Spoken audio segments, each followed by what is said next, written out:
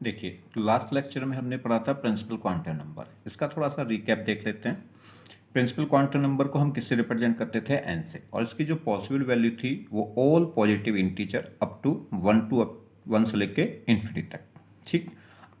N की एक value एक सेल को क्या कर रही थी? रिप्रेजेंट। तो किसको रिप्रेजेंट कर रहा था? एन की एक वैल्यू एक सेल को रिप्रेजेंट कर रही थी। जैसे एन इजिकल टू 1 का मतलब था first shell, n equal to second का मतलब third shell, n equal to three का मतलब थर्ड सेल, ऐसे एन इजिकल टू फोर्थ का मतलब था फोर्थ सेल। क्लियर? या हम बोल रहे थे इसको K shell, L, M, N, O, P, Q shell. Clear? दूसरा, ये किसको रिप्रेजेंट कर रहा था? एनर्जी। Energy of shells. जैसे जैसे एन बढ़ रहा था वैसे वैसे एनर्जी ऑफ सेल्स क्या हो रही थी? इंक्रीज हो रही थी। ठीक है, मतलब E1 से बड़ा क्या था? E2, E2 से बड़ा क्या था? E3, E3 से अधिक था E4, up to date. Clear? दूसरा पॉइंट क्या था? ये किसको बता रहा था? साइज। साइज कह सकते हैं या कह सकते हैं distance, distance of electron from nucleus. From nucleus, nucleus से इलेक्ट्रॉन की डिस्टेंस, या कह सकते हैं साइज ऑफ सेल। जैसे फर्स्ट सेल से बड़ा साइज था सेकंड का, सेकंड से ज़्यादा थर्ड का, थर्ड से ज़्यादा फोर्थ का, फोर्थ से ज़्यादा फिफ्थ का। क्लियर? ठीक है। जब एनर्जी ऑफ सेल्स अगर ये बता रहा था हमको, तो इसका मतलब क्या बता रहा था? Electron filling. Electron filling in a shell. तो हमें किसके बारे में और बता देगा ये? Electron filling in a shell. ये साइज के बारे में बता रहा है, मतलब इलेक्ट्रॉन की न्यूक्लियस से जो डिस्टेंस थी उसके बारे में बता रहा था। ठीक है, तो इसका मतलब साइज ऑफ सेल्स के बारे में बता रहा है। और अगर हम बात करें क्या है, एन इजिकल टू क्या था? नंबर ऑफ पीरियड्स को भी बता देगा, नंबर ऑफ पीरियड। ठीक, किसी भी एलिमेंट का पीरियोडिक टेबल में उसका पीरियड नंबर क्या है, तो वो पीरियड नंबर इक्वल होगा एन के बराबर। और एक हम बात करें किसी भी सेल में, in nth shell, in nth shell, अगर हम एनथ सेल की बात करें तो एनथ सेल में अगर हम बात करें सब शेल कितनी थी? सब शेल तो वो कितनी आ रही थी? एन के इक्वल, यानी कि नंबर ऑफ सेल्स। अगर थर्ड सेल है तो थर्ड सेल में कितनी सब सेल होंगी? 3। फोर्थ सेल है तो उसमें कितनी सब सेल होंगी? 4। दूसरा, ऑर्बिटल्स। किसी भी एन सेल में कितनी ऑर्बिटल्स होंगी? तो वो क्या था? N square. और नेक्स्ट बता रहा था electrons, maximum electron in a shell. तो किसी भी सेल में मैक्सिमम पॉसिबल इलेक्ट्रॉन क्या होंगे? 2n स्क्वायर के हिसाब से, क्योंकि किसी भी एक ऑर्बिटल में कितने इलेक्ट्रॉन हो सकते हैं? मैक्सिमम 2 अपोजिट स्पिन में। तो इलेक्ट्रॉन क्या हो जाएंगे? ऑर्बिटल्स के डबल। ठीक है, ये रिकैप हो गया किसका? प्रिंसिपल क्वांटम नंबर का। क्लियर? अब हम नेक्स्ट बात करते हैं किसकी? एज़िमुथल क्वांटम नंबर। तो सेकंड नंबर पे हमारा आ रहा है एज़िमुथल क्वांटम नंबर। ठीक, इसको हम किससे रिप्रेजेंट करते हैं? एल से। इसके और भी कई सारे नाम हैं। अगर हम बात करें इसको एंगुलर, एंगुलर क्वांटम नंबर भी बोलते हैं। दूसरा सेकेंडरी, सेकेंडरी क्वांटम नंबर भी हम बोलते हैं। तीसरा सब साइडरी क्वांटम नंबर भी इसको हम कह देते हैं। ठीक, सबसे पहले बात करें रेंज। रेंज की, रेंज मतलब पॉसिबल वैल्यू ऑफ एल। तो रेंज ऑफ एल या पॉसिबल वैल्यू ऑफ एल। तो एल की जो पॉसिबल वैल्यू है वो क्या होंगी? 0, 1, 2, 3, 4, 5 अप टू डेट कहाँ तक? n-1। तो एल की जो वैल्यू है वो एक पहली बात तो किस पे डिपेंड करती है? एन पे। और मैक्सिमम जो पॉसिबल वैल्यू है 1, 2, 3, तो जो मैक्सिमम पॉसिबल वैल्यू है वो इक्वल होती है एन के। अगर हम बात करें maximum possible value of L, वो क्या होती हैं? एन के इक्वल होंगी। और मतलब कह सकते हैं सब शेल, जितनी सब शेल होती हैं किसी भी सेल में सब शेल इक्वल होती है सेल नंबर के, और वही क्या है? नंबर ऑफ एल होता है। तो किसी भी सेल के अंदर या एल की जो पॉसिबल वैल्यू है वो इक्वल होती है वैल्यू ऑफ एन। ठीक, कैसे? क्योंकि यहाँ 0 से स्टार्ट हो गया और वहाँ कितना आ रहा है? n-1 तक। देखेंगे अभी। चलिए नेक्स्ट देखें। तो देखिए एल की जो रेंज हुई, एल की जो पॉसिबल वैल्यू है वो कितनी है? 0 है, 1 है, 2 है, 3 है, 4 है, 5 है, 6 अप टू डेट कहाँ तक गई, अगर हम बात करें n-1 तक। तो सबसे पहली बात तो यह है कि जो l की वैल्यू है डिपेंड ऑन n, किस पे डिपेंड करती है, n पे। कैसे डिपेंड करती है n पे, जरा देखो। अगर हम बात करें तो अगर n इज इक्वल टू कितना है 1 तो l कितना होगा 0। अगर n कितना है 2 तो l कितना होगा 0 और 1। क्यों? क्योंकि जो l की वैल्यू है वो लेस देन होगी n के। एंड l की जो वैल्यू है वो लेस देन होगी l के, मतलब l की वैल्यू इक्वल नहीं हो सकती n के, l की वैल्यू बड़ी नहीं हो सकती n के, मतलब l की जो वैल्यू है वो कभी भी बड़ी नहीं हो सकती या इक्वल नहीं हो सकती किसके, n के। तो l की जो मैक्सिमम वैल्यू है, l की जो मैक्सिमम वैल्यू है वो कितनी हो सकती है, n-1। ठीक, तो इसीलिए अगर n कितना है 2 तो l कितना हो सकता है, 0 हो सकता है या 1 हो सकता है। अगर हमने 2 लिख दिया तो l की वैल्यू n के इक्वल नहीं हो सकती। नेक्स्ट अगर हम बात करें, जैसे n इक्वल टू कितना है 3 तो l क्या हो सकता है, 0 हो सकता है, 1 हो सकता है, 2 हो सकता है, 3 नहीं हो सकता। अगर 3 हो गया तो वो n के इक्वल हो जाएगा। ठीक, जैसे अगर हम बात करें n इजिकल टू कितना है 4 तो l की पॉसिबल वैल्यू क्या हो सकती है, 0 हो सकती है, 1 2 3, 4 या 5 ये नहीं हो सकती, क्योंकि l अगर 4 हो गया तो n के इक्वल हो जाएगा, l अगर 5 हो गया तो वह n से बड़ा हो जाएगा, और l की वैल्यू हमेशा छोटी रहेगी किससे, n से। क्लियर? चलिए दूसरी अगर हम बात करें एक और चीज समझिए। देखिए अगर n इजिकल टू 1 है तो l की वैल्यू कितनी आ रही, 1। अगर n इजिकल टू 2 है तो l की भी कितनी वैल्यू आ रही है, 2। अगर n इजिकल टू 3 है तो l की भी कितनी वैल्यू आ रही है, 3। अगर l इजिकल टू 4 है तो l की वैल्यू भी कितनी आ रही है, देखिए 4 आ रही है। तो अगर हम बात करें number of possible value of l, या क्या बोलते हैं, सब शेल। क्यों? क्योंकि l की एक वैल्यू एक सब शेल को रिप्रेजेंट करती है, अभी बताएंगे कैसे।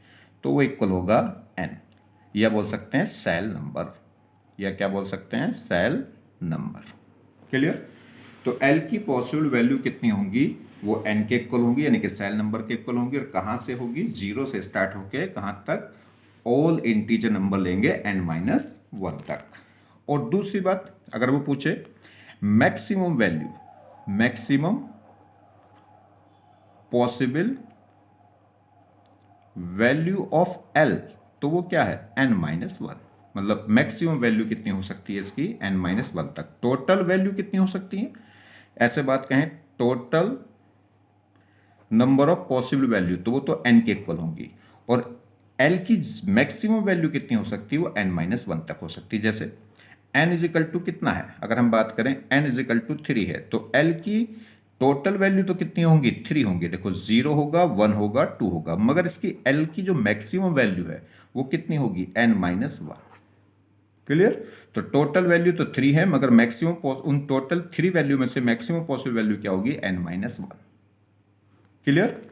नेक्स्ट अब बात करते हैं ये किस चीज को रिप्रेजेंट करता है।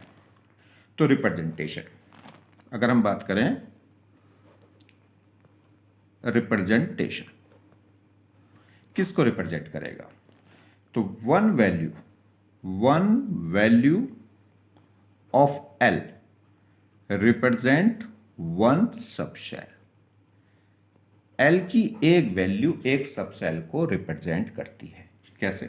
देखिए अगर हमारे पास l इजिकल टू कितना है, 0 1 2 3 4 5, ठीक, तो अगर कहां तक जाएगा ये, n-1 तक।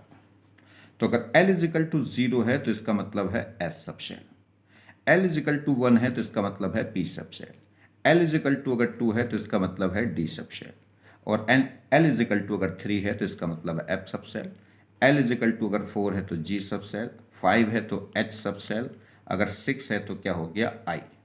ठीक है, अगर हम बात करें ये हमारे पास जो 4 सबसेल हैं ये वेल डिफाइंड सबसेल हैं। ठीक है, ये अभी डिस्कवर नहीं है, इनको आगे फर्दर अल्फाबेट के अकॉर्डिंग ये नाम दे दिया गया है। क्लियर? तो अगर L इजिकल टू 0 है तो S, 1 है तो P, 2 है तो D, 3 है तो F। आगे फिर F के आगे मतलब वही अल्फ़ाबेट चल गया F G H I। Clear? ये हमारे पास डिफाइंड है 4 सबसेल्स, ये सबसेल्स अभी डिफाइंड नहीं है, ये हाइपोथेटिकल है। तो इनका नाम क्या है, हमने फर्दर आगे नाम दे दिया है। जो अल्फ़ाबेट F पे ख़त्म हुआ था वही अल्फ़ाबेट आगे शुरू कर दिया, F के बाद G H I। जब फ्यूचर में डिस्कवर होंगी तो इनका नाम कुछ और भी रखा जा सकता है। ठीक है, चलिए एक और बात करें। ये जो हमने बात कहा है कि एस सबसेल या पी सबसेल या डी सबसेल, ये कहाँ से लिए गए नाम? ये जो नाम लिए गए हैं, जैसे एस जो सबसेल है वो किससे लिया गया है? सार्प। पी जो सबसेल है, पी सबसेल का जो नाम है पी, वो किससे लिया गया है? प्रिंसिपल। प्रिंसिपल, ठीक है। और डी जो लिया है वो लिया है डिफ्यूज। और एफ जो है वो किससे लिया गया है? फंडामेंटल। देखिए एक वर्ड है फंडामेंटल, उस फंडामेंटल का जो एफ है वो स्टार्टिंग का हमने अल्फाबेट ले लिया है एफ सबसेल, और डिफ्यूजन का जो शुरू का डी है इसको ले लिया डी सबसेल, प्रिंसिपल का जो पी है वो ले लिया है पी सबसेल, और शार्प का ले लिया है एस। क्या है? जो स्क्वाड्रेटिक इक्वेशन थी उस इक्वेशन के इनफाइनाइट सॉल्यूशन आए थे, जो सॉल्यूशन एक्सेप्ट कर लिए गए उन्हें क्या बोला गया? Principal quantum number. उन्हें क्या बोला गया? Quantum number. जो कौन कौन से क्वांटम नंबर हैं जो स्क्वाड्रेटिक वेव के इक्वेशन के सॉल्यूशन है? Principal quantum number, azimuthal quantum number और मैग्नेटिक क्वांटम नंबर। उसके अकॉर्डिंग उस इक्वेशन के जो सॉल्यूशन थे उन सॉल्यूशन में कुछ प्रोसेस यूज हुए, उन प्रोसेस के नाम के बेसिस पे हमने क्या रख दिया गया है? इन सबसेल के नाम रखे गए हैं। जैसे उसमें एक प्रोसेस था सार्फ, एक प्रिंसिपल, एक प्रोसेस का नाम था प्रिंसिपल, एक प्रोसेस का नाम था फंडामेंटल, एक प्रोसेस का नाम था डिफ्यूजन। तो जिन प्रोसेस के थ्रू ये कैलकुलेशन हुई है उन्हीं प्रोसेस के नाम पे, जैसे एस सबसेल आया है किससे? सार्प। एक सार्प प्रोसेस है, उस प्रोसेस में जो सार्प प्रोसेस का जो एस है हमने वो एस यूज कर लिया। ऐसे ही जो प्रिंसिपल पी सबसेल्स है वो किससे आया है? प्रिंसिपल जो एक प्रोसेस था उस प्रोसेस के प्रिंसिपल शब्द के पहले पी को हमने उठा लिया, इस तरीके से। क्लियर? आगे जो जी एच आई हैं ये हमने अल्फ़ाबेट के अकॉर्डिंग रख दिया है, ये फ्यूचर में नाम इनके चेंज भी हो सकते हैं, फिलहाल ये हमारे कोर्स में भी नहीं है। नेक्स्ट, तो देखिए, तो अभी हमने सीखा कि एल की एक वैल्यू क्या बताएगी? एक सबसेल को रिप्रेजेंट करेगी। अगर एल इजिकल टू 1 है, एल इजिकल टू 0 है तो एस सबसेल, एल 1 है तो पी सबसेल, 2 है तो डी सबसेल, 3 है तो एफ सबसेल, 4 है तो जी सबसेल, 5 है तो एच सबसेल और 6 है तो आई सबसेल। ठीक। अब देखिए एक और बात करी थी कि एल की जो टोटल पॉसिबल वैल्यू होती है वो इक्वल होती है सेल नंबर के। अगर हम बात करें जैसे फर्स्ट सेल की बात करें, के सेल की बात करें, तो के सेल में अगर हम बात करें तो एन इजिकल टू कितना होगा? 1। और एन इजिकल टू अगर 1 होगा तो एल कितना होगा? 0। सिर्फ 0, 1 नहीं हो सकता। अगर हम बात करें एन इजिकल टू कितना? 2, मतलब एल सेल, तो एल सेल का मतलब सेकंड सेल, तो एन इजिकल टू 2, तो इसमें एल की पॉसिबल वैल्यू क्या होगी? 0 और 1। अगर हम बात करें एम सेल, तो एम सेल के लिए अगर मैं बात करूं तो एन इजिकल टू कितना होगा? 3।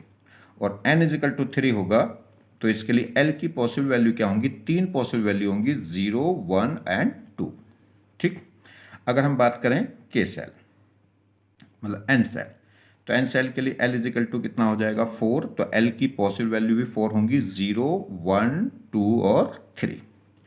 अब देखें अगर हम बात करें देखिए एल इजिकल टू 0 का मतलब है s subshell, l equal to 0 का मतलब एस और 1 का मतलब पी।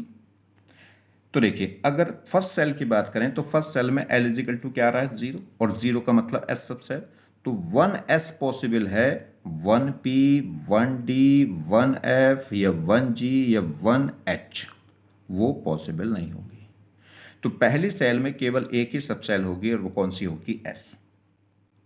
अगर हम बात करें सेकंड सेल में, तो सेकंड सेल में l की वैल्यू होगी 0 और 1, और 0 का मतलब s सबसेल, 1 का मतलब p सबसेल। तो सेकंड सेल में क्या होगा? s सबसेल होगा, p सबसेल होगा, d subshell, f subshell, g subshell या h सबसेल पॉसिबल नहीं होगा।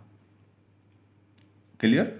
नेक्स्ट, अगर n इजिकल टू 3 है थर्ड सेल, तो थर्ड सेल का मतलब है l होगा 0, 1, 2, मतलब s होगा, P होगा और D होगा। ठीक, तो अगर हम यहाँ देखें तो थर्ड सेल में S होगा, P होगा और D होगा। तो 3S पॉसिबल है, 3P पॉसिबल है, 3D पॉसिबल है, 3F, 3G या 3H पॉसिबल नहीं है। नेक्स्ट देखें फोर्थ सेल। तो फोर्थ सेल में क्या हो गया, अगर n इजिकल टू 4 है तो फोर्थ सेल का मतलब L इजिकल टू क्या होगा, 0 1 2 3 तक हो सकता है, मतलब n-1 तक। तो L इजिकल टू 0 का मतलब है S, 1 का मतलब है P, 2 का मतलब है D, 3 का मतलब है F। तो फोर्थ सेल में S पॉसिबल है, P पॉसिबल है, D पॉसिबल है, F पॉसिबल है, मतलब 4S, 4P, 4D, 4F possible है, मगर 4G, 4H पॉसिबल नहीं होगा। ठीक, जैसे बात करें O मतलब n equal to fifth shell. तो फिफ्थ सेल का मतलब L इजिकल टू कितना हो जाएगा, 0 1 2 3 4। ठीक है, 5 नहीं हो सकता क्योंकि L की वैल्यू n से छोटी रहेगी, वो L के या n के L की वैल्यू कभी भी n के इक्वल या n से बड़ी नहीं हो सकती। तो देखिए अगर हम बात करें इसमें, तो फिफ्थ सेल में क्या हो गया, L इजिकल टू 0 का मतलब S, P, D, F, G। तो फिफ्थ सेल में क्या हो सकता है, 5S, S सब सेल पॉसिबल है, P सब सेल पॉसिबल है, D सब सेल पॉसिबल है, F सब सेल पॉसिबल है और G सब सेल पॉसिबल है, मगर 5H पॉसिबल नहीं है। ऐसे अगर हम बात करेंगे P सब सेल यानी कि P सेल मतलब n इजिकल टू 6।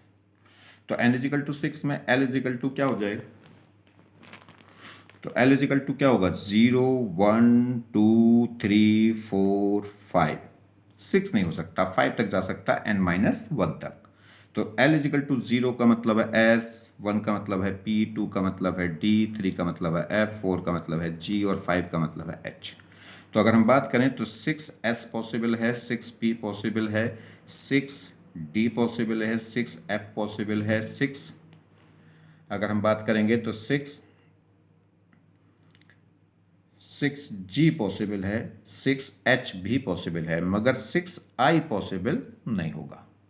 ठीक, तो एक बात समझो, अगर हम बात करें S सब सेल की, तो पहली सेल, फर्स्ट सेल जिसमें S सब सेल पाई जाती है कौन सी, फर्स्ट।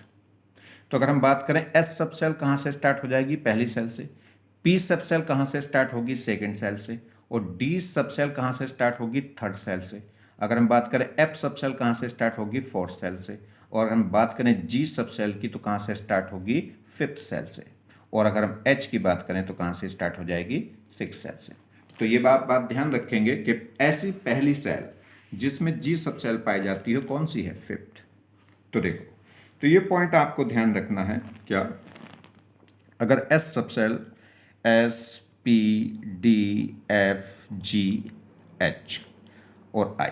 ठीक, अगर हम बात करें जीरो के लिए L इजिकल टू, जीरो के लिए कितना होगा S, L 1 के लिए कितना होगा P, 2 के लिए D, 3 के लिए F, 4 के लिए G, 5 के लिए H और 6 के लिए I। अगर L इजिकल टू 0 है तो S, L इजिकल टू 1 है तो P, 2 है तो D, 3 है तो F, 4 है तो G, 5 है तो H और 6 है तो I। क्लियर। दूसरा, S सब सेल कहाँ से स्टार्ट हो जाती है, पहली सेल से। P सब सेल कहाँ से स्टार्ट होगी, अगर हम बात करें N की तो ये कहाँ से, सेकेंड सेल से। और ये कहाँ से स्टार्ट होगी, थर्ड सेल से। F कहाँ से, फोर्थ सेल से। G कहाँ से, फिफ्थ सेल से। ठीक, और H, पहली H सब सेल कहाँ पाई जाएगी, सिक्स्थ सेल में। और पहली I सब सेल कहाँ पाई जाएगी, सेवेंथ सेल में। क्लियर। तो ध्यान रखेंगे S सब सेल कहाँ से स्टार्ट हो जाएगी, फर्स्ट से। P कहाँ से स्टार्ट होगी, सेकंड से। D कहाँ से स्टार्ट होगी, थर्ड से। F स्टार्ट होगी फोर्थ सेल से। G स्टार्ट होगी फिफ्थ सेल से। और H स्टार्ट होगी सिक्स सेल से। और कह सकते हैं फर्स्ट I सब सेल किस में पाई जाएगी, सेवेंथ सेल में। क्लियर। एक और इंपॉर्टेंट बात, तो क्या पॉइंट बना, अगर हम बात करें तो 1P पॉसिबल नहीं। ठीक है, 1P पॉसिबल नहीं होगा, ऐसे ही 2D पॉसिबल नहीं होगा, ऐसे ही 3F पॉसिबल नहीं होगा, ऐसे ही 4G पॉसिबल नहीं होगा, ऐसे ही 5H पॉसिबल नहीं होगा, ऐसे 6I पॉसिबल नहीं होगा। ये क्या होंगी, नॉट पॉसिबल।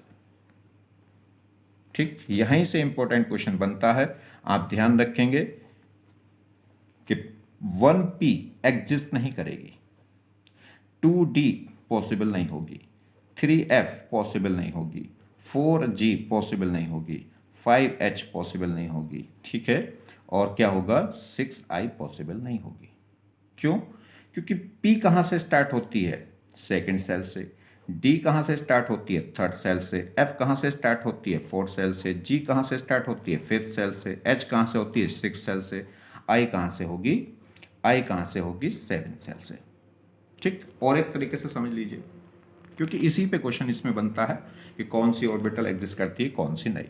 देखिए, जैसे मैं s की बात करूं तो s में क्या होगा, 1s, 2s, 3s, 4s सभी पाई जाएंगी, सब पॉसिबल है। अगर मैं p की बात करूं तो 1p पॉसिबल नहीं होगा, मगर 2p, 3p, 4p, 5p ये सब पॉसिबल होंगी।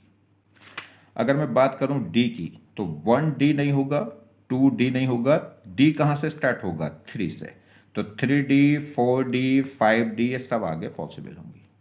ऐसी बात करें f की तो f अगर हम देखें तो 1f, 2f, 3f पॉसिबल नहीं होंगे, क्योंकि f कहाँ से स्टार्ट होगी, 4 से, तो 4f, 5f, 6f ये सब पॉसिबल होंगी।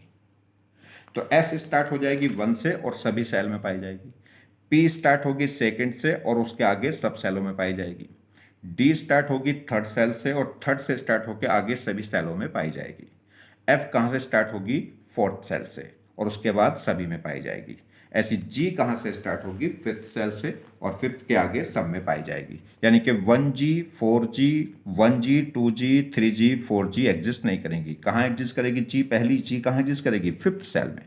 क्लियर? तो जैसे कुछ प्रॉब्लम देखें, अगर हम बात करें विच सब cell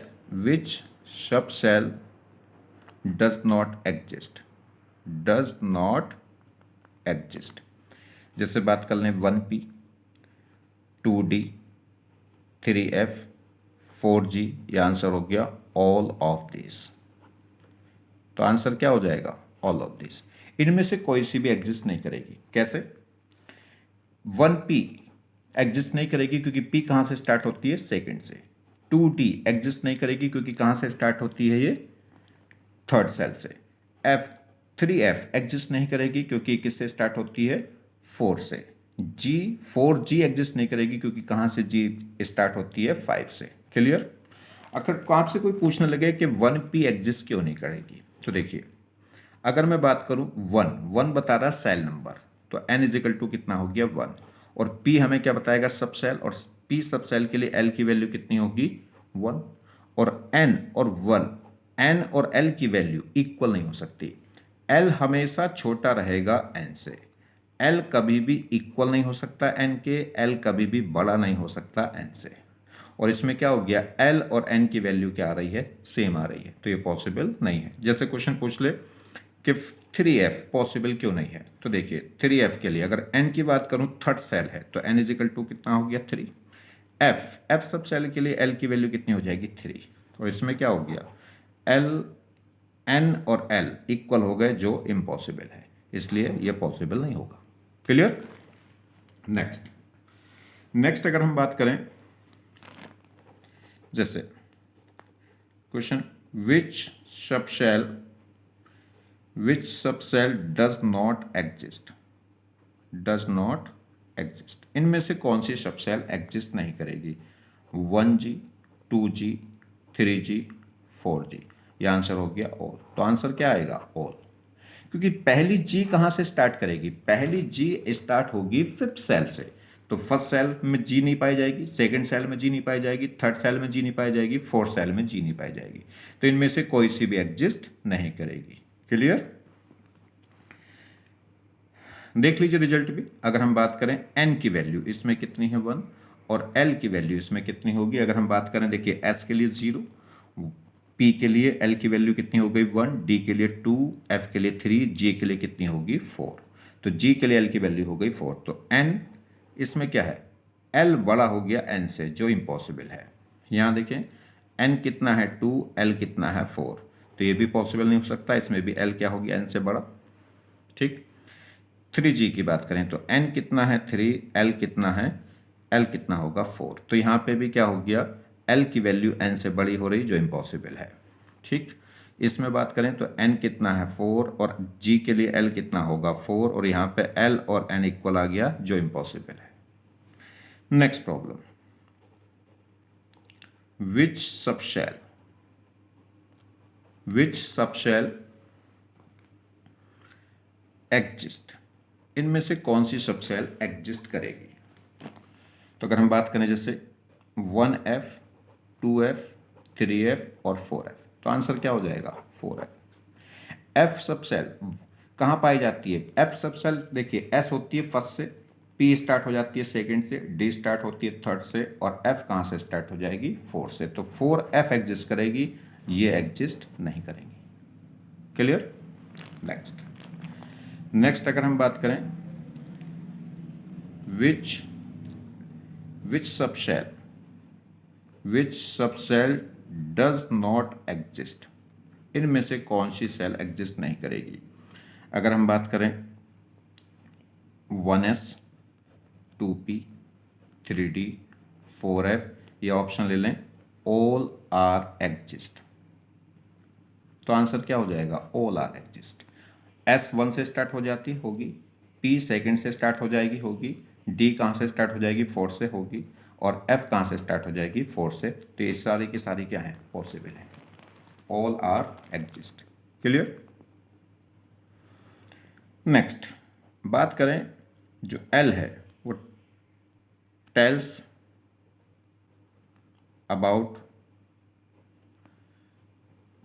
about size, shape of orbital. क्या है, L की एक वैल्यू एक सबसेल को बताएगी, ठीक, और साथ में क्या बता देगी, ये ऑर्बिटल की शेप को भी बता देगी। तो L क्या बताता है हमें, L हमें बता देता है क्या, शेप ऑफ ऑर्बिटल्स। कैसे, देखिए अगर हम बात करें, देखिए L की वैल्यू 0, 1, 2, 3, ठीक, तो L इजिकल टू 0 का मतलब क्या है, S सबसेल, और L इजिकल टू 1 का मतलब है P, और L इजिकल टू 2 का मतलब है D, और 3 का मतलब है F। क्लियर। S सबसेल का जो शेप है वो क्या होती है, देखिए S सबसेल में कौन सी ऑर्बिटल होगी, S ऑर्बिटल। S सबसेल के अंदर जो होगी ऑर्बिटल होगी वो कौन सी होगी, S ऑर्बिटल। P सबसेल के अंदर क्या होगी, P ऑर्बिटल। अगर D सबसेल है तो D सबसेल के अंदर कौन सी ऑर्बिटल होगी, D ऑर्बिटल। F सबसेल है तो इसके अंदर क्या होगी, F ऑर्बिटल। ठीक, तो देखिए जो L है उसने हमें क्या बता दिया, सबसेल, और S सबसेल के अंदर S ऑर्बिटल ही होगी, P ऑर्बिटल तो होगी नहीं। P सबसेल के अंदर क्या होगी, P ऑर्बिटल्स होगी, और D सबसेल के अंदर D ऑर्बिटल होगी, और F सबसेल के अंदर क्या होगी, F ऑर्बिटल। और जब हमें पता चल गया कि कौन सी ऑर्बिटल है, S ऑर्बिटल है या P ऑर्बिटल है, D ऑर्बिटल है या F ऑर्बिटल है, तो हमें शेप पता चल गई, क्योंकि S ऑर्बिटल में जो शेप होती है वो क्या होगी, स्फेरिकल। P ऑर्बिटल की जो शेप होती है वो क्या होती है, डम्बेल, और D ऑर्बिटल की जो शेप होती है वो क्या होती है, डबल डम्बेल, और D ऑर्बिटल की जो शेप होती है वो कॉम्प्लिकेटेड होती है, इसको ड्रॉ नहीं करेंगे। ठीक है, तो ये क्या हो गया, स्फेरिकल, ये हो गया डम्बेल, और ये हो गया डबल डम्बेल। क्लियर। तो L ने हमें क्या बता दिया, सबसेल को बता दिया, ऑर्बिटल की शेप को बता दिया, ठीक, और किस चीज को बताएगा ये, अगर हम बात करें, ये देखिए सब एनर्जी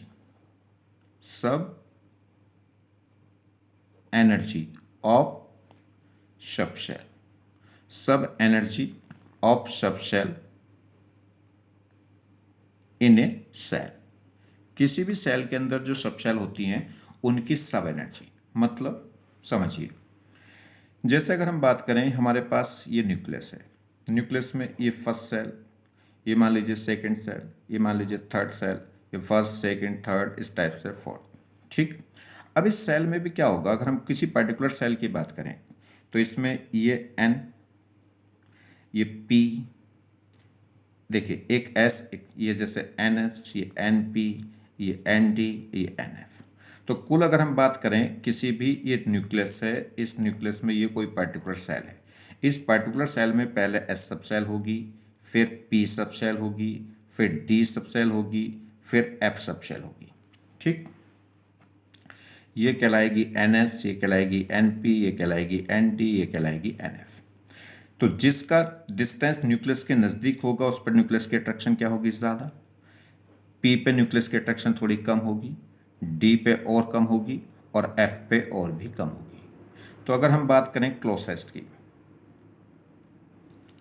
क्लोसेस्ट तो एन एस सबसे नज़दीक होगी, एन पी और दूर, एन डी और भी दूर, और एन एफ और भी दूर।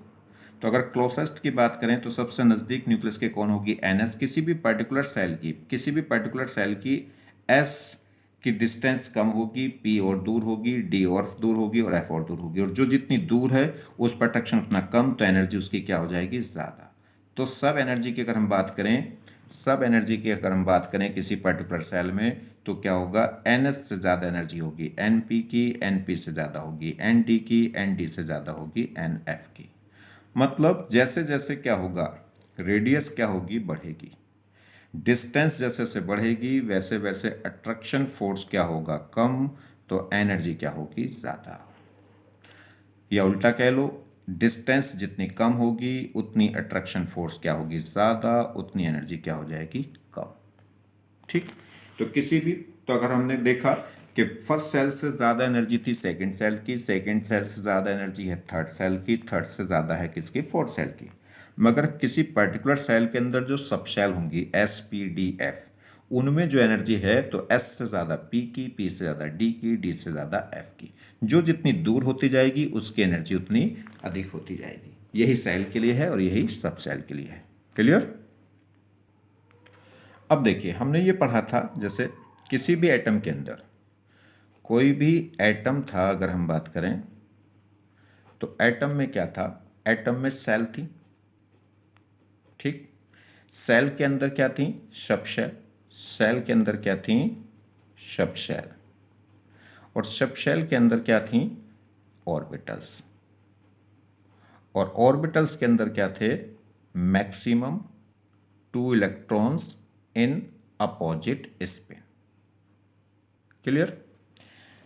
सेल को हम दिखा रहे थे एन से, और सब सेल किससे पता चल रही हैं, एल से, ऑर्बिटल पता चलती हैं एम से, और ठीक।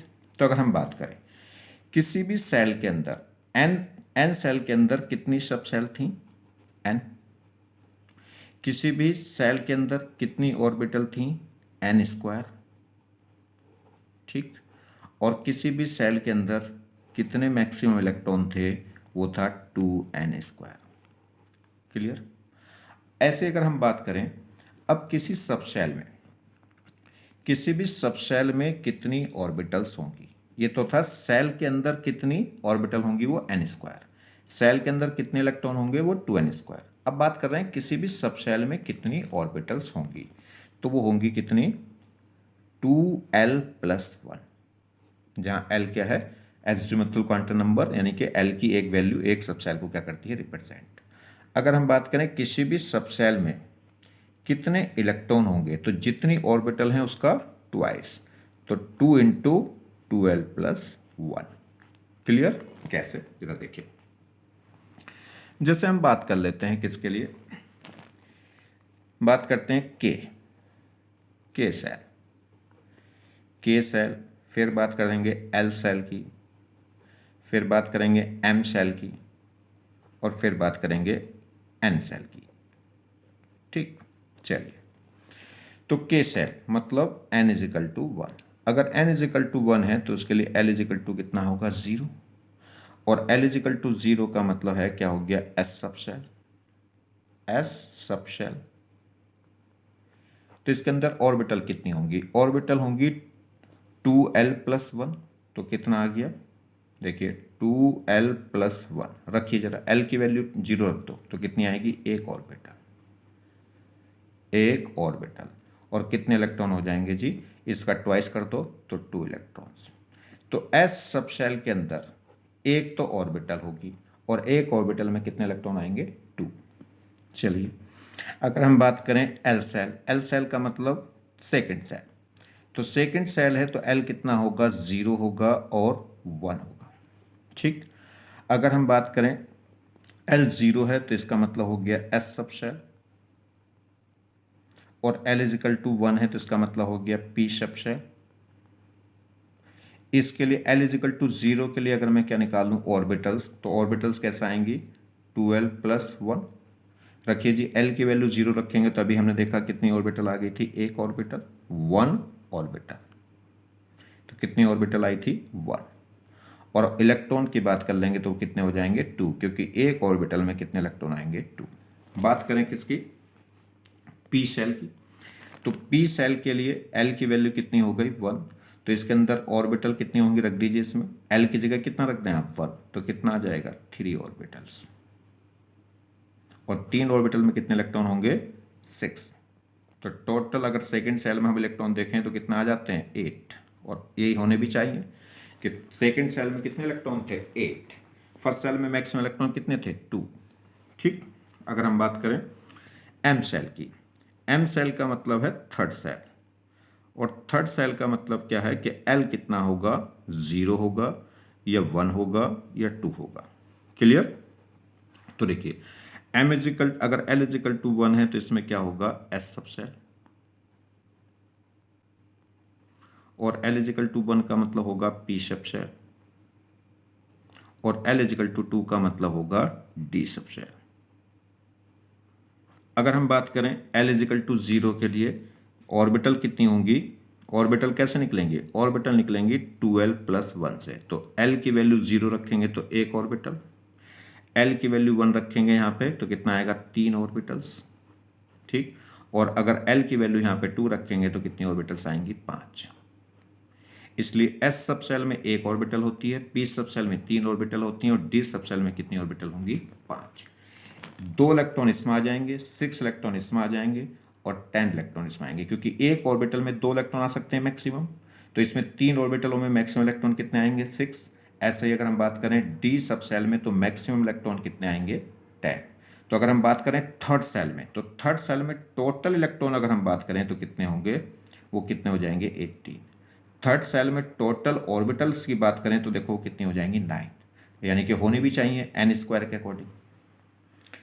ये टोटल ऑर्बिटल कितनी होनी चाहिए, n², यानी कि थर्ड n की जगह 3 रखेंगे तो देखो कितना आ जाएगा, 9।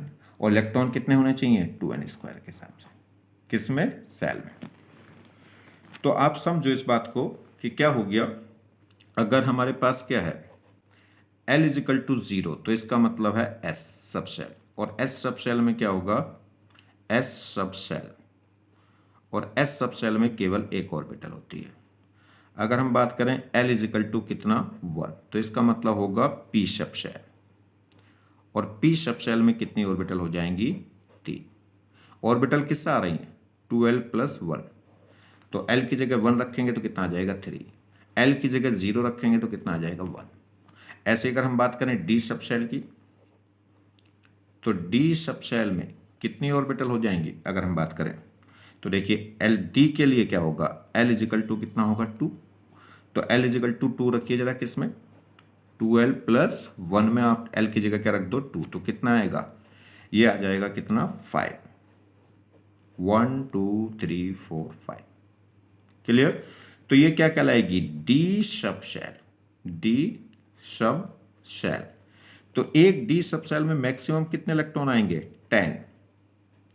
मगर एक डी ऑर्बिटल की बात करूं तो ये तो पूरा क्या है, डी सब सेल, तो डी सब सेल में मैक्सिमम इलेक्ट्रॉन कितने आ रहे हैं, 10। अगर एक डी ऑर्बिटल की बात करूं तो डी ऑर्बिटल, तो कोई भी ऑर्बिटल हो, चाहे डी हो चाहे पी हो, उसमें इलेक्ट्रॉन कितने आएंगे, 2 इलेक्ट्रॉन्स। मैक्सिमम कितने इलेक्ट्रॉन सकते हैं, 2 इलेक्ट्रॉन, वो भी किसमें। तो देखिए मैं फिर दोबारा से बता देता हूँ, पहले बताया था टोटल नंबर या total possible value, total possible value of L, या कह सकते हैं सब शेल, तो वो तो किसके थी, एन के। ठीक, दूसरा अगर हम बात करें टोटल सब शेल, तो अगर हम बात इसको ऐसे भी लिख सकते हैं, टोटल सब सेल इन ए सेल। तो किसी भी सेल के अंदर टोटल सब सेल किसके इक्वल होती हैं, सेल नंबर यानी कि एन के इक्वल। अगर हम बात करें total number of orbital in a subshell, किसी भी सब सेल के अंदर कितनी ऑर्बिटल हैं, सेल के अंदर तो सब सेल कितनी हो गई, एन, ऑर्बिटल कितनी हो जाएंगी, एन स्क्वायर, इलेक्ट्रॉन कितने हो जाएंगे, 2n स्क्वायर। अगर वो पूछ रहा है किसी भी सब शेल के अंदर ऑर्बिटल कितनी है, तो वो होती है 2l+1। और इलेक्ट्रॉन्स अगर वो पूछे तो वो कितना हो जाएंगे, इसका डबल, जितनी ऑर्बिटल होती हैं उसके डबल, क्योंकि एक ऑर्बिटल में मैक्सिमम कितने इलेक्ट्रॉन आते हैं, 2, तो 2l+1। क्लियर। तो आपको ये बात ध्यान रखनी बार बार, अगर मैं बात कह रहा हूं सेल यानी कि एन नंबर, तो किसी भी सेल में अगर हम बात करें सब शेल की तो वो कितनी होती हैं, एन। बात करें ऑर्बिटल की तो वो कितनी होती हैं, एन स्क्वायर। बात करें इलेक्ट्रॉन्स की, मैक्सिमम पॉसिबल इलेक्ट्रॉन्स की, तो वो होते हैं 2n स्क्वायर। अगर हम बात करें किसकी, किसी सब शेल की, तो सब शेल के अंदर ऑर्बिटल्स कितनी होती हैं, वो होती हैं 2l+1, मतलब सब शेल मतलब एल। और इलेक्ट्रॉन्स, मैक्सिमम इलेक्ट्रॉन्स कितने होते हैं, मैक्स इलेक्ट्रॉन कितने हो जाएंगे किसमें, किसी भी सब शेल में, तो वो होता है ट्वाइस ऑफ 2l+1। भाई जितनी ऑर्बिटल हैं उसके दुगने। मगर एक इंपॉर्टेंट बात ध्यान रखना, मैक्सिमम पॉसिबल इलेक्ट्रॉन्स इन इस ऑर्बिटल, तो ऑर्बिटल तो कोई सी भी हो, चाहे एस ऑर्बिटल हो चाहे पी ऑर्बिटल हो, उसमें मैक्सिमम कितने इलेक्ट्रॉन हो सकते हैं, 2 इलेक्ट्रॉन्स। ठीक है। तो अगर हम बात करें एस सब शेल की, देखिए तो L = 0, 1, 2, 3, तो L = 0 का मतलब हो गया एस सब सेल, इसका मतलब हो गया पी सब सेल, 2 का मतलब हो गया डी सब सेल, 3 का मतलब हो गया एफ सब सेल। एस सब सेल में एक ऑर्बिटल, पी सब सेल में कितनी ऑर्बिटल आ जाएंगी, 3, और डी सब सेल में कितनी ऑर्बिटल आ जाएंगी, 5। ऐसे ही एफ सब सेल में कितनी ऑर्बिटल आ जाएंगी, 7। 1, 2, 3, 4, 5, 6 और 7। क्लियर। किससे निकलेंगे ये, 2l+1 से। तो इसमें मैक्सिमम इलेक्ट्रॉन कितने हो जाएंगे, 2। पी सब सेल में मैक्सिमम इलेक्ट्रॉन कितने हो जाएंगे, 6। ऐसी डी सब सेल में मैक्सिमम इलेक्ट्रॉन कितने हो जाएंगे, तो एस सब सेल में मैक्सिमम इलेक्ट्रॉन 2, पी में मैक्सिमम 6, डी में मैक्सिमम 10, ऐसी एफ में कितने हो जाएंगे, 14। तो ये क्या कहलाएगी, पूरी डी सब सेल। एक ऑर्बिटल की बात करें तो ये क्या कहलाएगी, एफ ऑर्बिटल, और उसमें तो कितने इलेक्ट्रॉन होंगे, 2। ये क्या कहलाएगी, पूरी डी सब सेल। ठीक, ये पूरी क्या कहलाएगी, डी सब सेल। मगर इतना एक हिस्सा देखें तो ये क्या कहलाएगा, डी ऑर्बिटल, और इसमें तो कितने इलेक्ट्रॉन होंगे, मैक्सिमम 2, और वो क्या है, डी सब सेल। क्लियर। चलिए, ऐसे पी की बात करें तो पी सब सेल में मैक्सिमम इलेक्ट्रॉन कितने होंगे, 6, मगर एक पी ऑर्बिटल की बात करें तो वो कितने इलेक्ट्रॉन हो जाएंगे, 2। क्लियर। नेक्स्ट, जैसे एक प्रॉब्लम देखें, कह रहा है maximum possible electrons in p subshell, d subshell, f subshell. तो देखिए पी सब शेल में कितनी ऑर्बिटल होती हैं, 3, तो मैक्सिमम पॉसिबल इलेक्ट्रॉन कितने होंगे, 6। डी सब शेल में कितनी ऑर्बिटल्स होती हैं, 5, तो मैक्सिमम पॉसिबल इलेक्ट्रॉन कितने हो जाएंगे, 10 इलेक्ट्रॉन्स। एफ सब शेल में कितने पॉसिबल ऑर्बिटल्स होती हैं, 7, तो इसमें कितने इलेक्ट्रॉन्स हो जाएंगे, 14। क्लियर। अगला क्वेश्चन, नेक्स्ट, वो कह रहा है मैक्सिमम पॉसिबल इलेक्ट्रॉन्स इन एस ऑर्बिटल, p ऑर्बिटल और जी d ऑर्बिटल और ये f ऑर्बिटल। तो देखिए ऑर्बिटल तो कोई सी भी हो, ऑर्बिटल का मतलब सिर्फ एक डब्बा, ठीक है। तो ऑर्बिटल में तो मैक्सिमम कितने इलेक्ट्रॉन होंगे, 2, अप और डाउन, वो भी किसमें, अपोजिट स्पिन, अपोजिट स्पिन। तो कोई सी भी ऑर्बिटल हो मैक्सिमम कितने इलेक्ट्रॉन होते हैं, 2। नेक्स्ट जैसे क्वेश्चन पूछे मैक्सिमम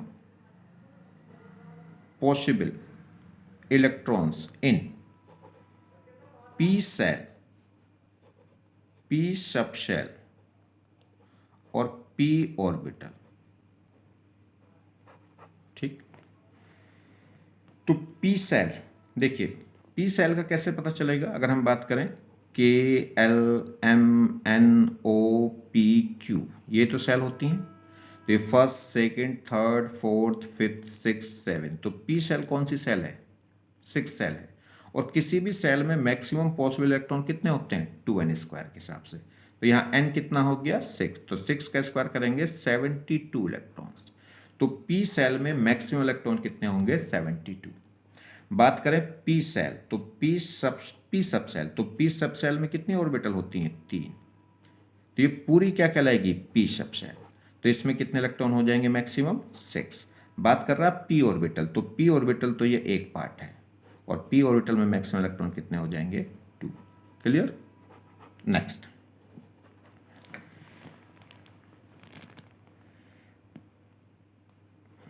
ये कह रहा है विच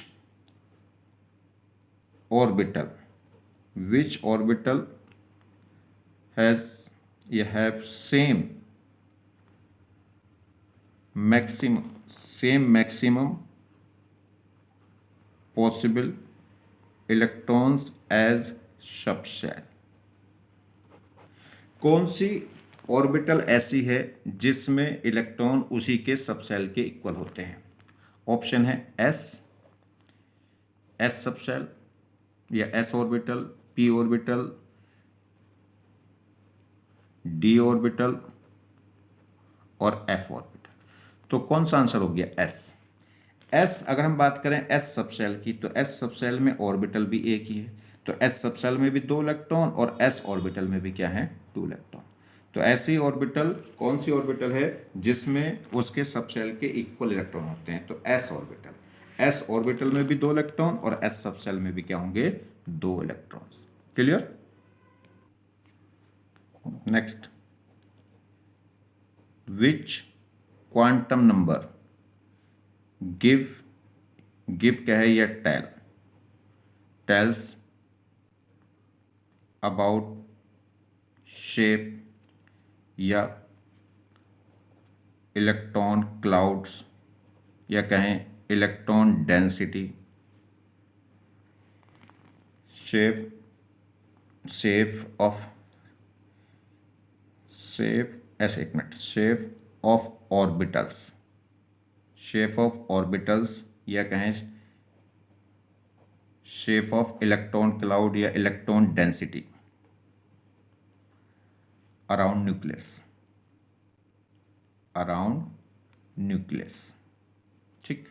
तो कौन सी क्वांटम नंबर है जो हमें क्या करती है, शेप ऑफ ऑर्बिटल के बारे में बताती है, या न्यूक्लियस के अराउंड में जो इलेक्ट्रॉन क्लाउड है उसकी शेप के बारे में, या कह सकते हैं इलेक्ट्रॉन डेंसिटी का जो इलेक्ट्रॉन डेंसिटी है इलेक्ट्रॉन क्लाउड्स की, उसकी शेप के बारे में, इन 3D स्पेस। तो कौन सी क्वांटम नंबर है, principal quantum number, azimuthal quantum number, magnetic quantum number या स्पिन क्वांटम नंबर। तो आंसर क्या है, एल। कैसे, एल हमें क्या बताता है, सब शेल। एल हमें क्या बताएगा, सब शेल। मान लीजिए अगर हमारे पास क्या है, एस सब शेल है, तो एस सब शेल में क्या होगा,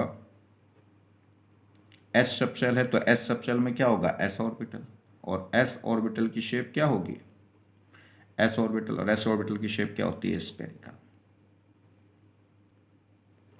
ठीक।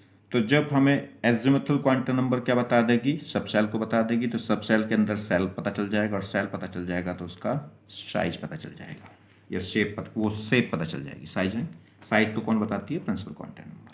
चलिए, और एक पॉइंट क्या है, जो एजिमुथल क्वांटम नंबर है एल, इसको हम क्या बोलते हैं? ऑर्बिटल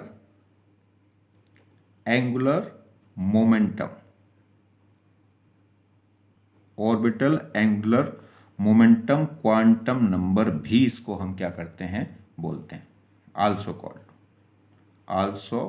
कॉल्ड क्या? Orbital angular quantum number. क्यों? क्योंकि हमें क्या करता है, ये ऑर्बिटल एंगुलर मोमेंटम को बताती है। और वो ऑर्बिटल एंगुलर मोमेंटम क्या होता है? h/2 root L into L plus one, और जहां पे एल क्या है? Azimuthal quantum number. ठीक, h/2 को देखिए तो ऑर्बिटल एंगुलर मोमेंटम, ऑर्बिटल है, ऑर्बिट नहीं, ऑर्बिट होता है nh/2, ठीक है।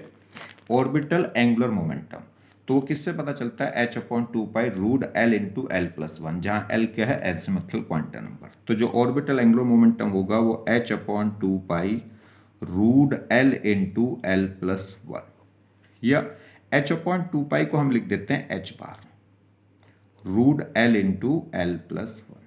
तो देखिए, जैसे क्वेश्चन समझ लो, calculate orbital angular momentum for, अगर हम बात करें 1s 2s 3s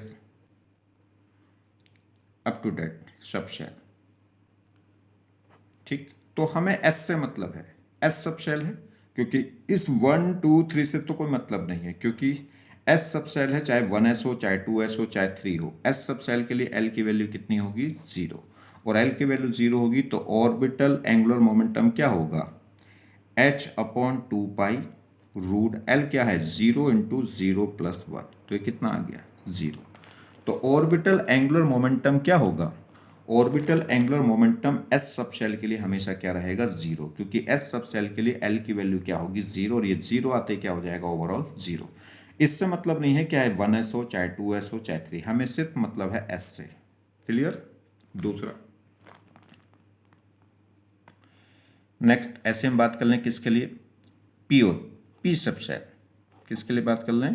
पी सब शेल, चाहे 2p हो, चाहे 3p हो, चाहे 4p हो, इससे मतलब नहीं है, मतलब है p से। तो p है तो l कितना हो जाएगा? 1। तो ऑर्बिटल एंगुलर मोमेंटम वो क्या होगा? h/2 root l into L plus one. p के लिए l कितना हो जाएगा? 1, तो h/2 root 1 into 1 plus one, तो ये कितना आ गया? 2। तो यहां से कितना हो गया? h/2 रूट 2, या बोल सकते हैं h बार रूट 2। तो p सब शेल के लिए ये कहानी हो गई, p सब शेल। ठीक, बात करें जैसे d के लिए, वो कह दे d सब शेल, कोई भी d सब शेल हो, 3d हो, 4d हो, अप टू डेट। तो d के लिए l की वैल्यू कितनी हो जाएगी? 2। तो रखिए यहाँ पे ऑर्बिटल एंगुलर मोमेंटम वो होगा h/2 रूट एल की जगह रखिए 2, तो 2 इंटू 2 प्लस वन, ये कितना आ गया? 3, 3 इंटू 2 कितना हो गया? 6, तो ये क्या हो जाएगा? h/2 रूट 6, या कह सकते हैं h बार रूट 6। क्लियर? ऐसे अगर हम बात कर लें f के लिए, f सब सेल के लिए, तो f सब सेल के लिए चाहे वो 4f हो, चाहे वो 5f हो, तो f सब सेल के लिए l कितना हो जाएगा? 3। तो रखिए orbital angular momentum h/2 root l into L plus one, l की जगह कितना रख लेंगे? 3, तो 3 इंटू 3 प्लस वन, ये कितना आ गया? 4, 4 3 तक कितना हो गया? 12। तो h/2 रूट 12, या कर सकते हैं h बार रूट 12। ठीक है, तो बस आप ध्यान रखें